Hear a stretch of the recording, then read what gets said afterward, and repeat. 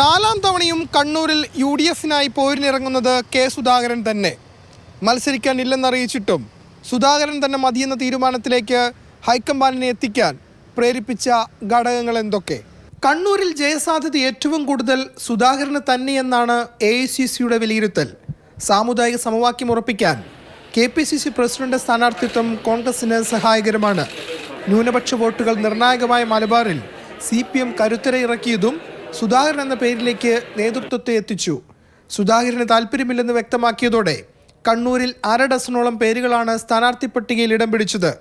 ആരെ സ്ഥാനാർത്ഥിയാക്കിയാലും തർക്കം ഉടലെടുക്കാനുള്ള സാധ്യതയുമുണ്ട്. സുധാകരനോളം തലപ്പൊക്കമുള്ള ഒരാൾ കണ്ണൂരിൽ ഇല്ലെന്നതും AICC-യുടെ തീരുമാനത്തിന് കാരണമാണ്. എന്നാൽ AICC നിർദ്ദേശത്തെക്കുറിച്ച് അറിയില്ലെന്നായിരുന്നു സുധാകരന്റെ പ്രതികരണം.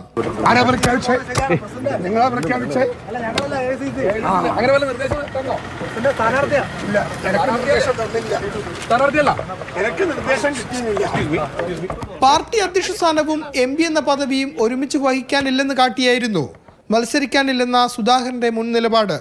മത്സര രംഗത്തേക്ക് ഇറങ്ങുമ്പോൾ KPCC അധ്യക്ഷ പദവി ഒഴിയുമോ എന്നതാണ് ഉയരുന്ന പ്രധാന ചോദ്യം. മാതൃഭൂമി ന്യൂസ്, കണ്ണൂർ.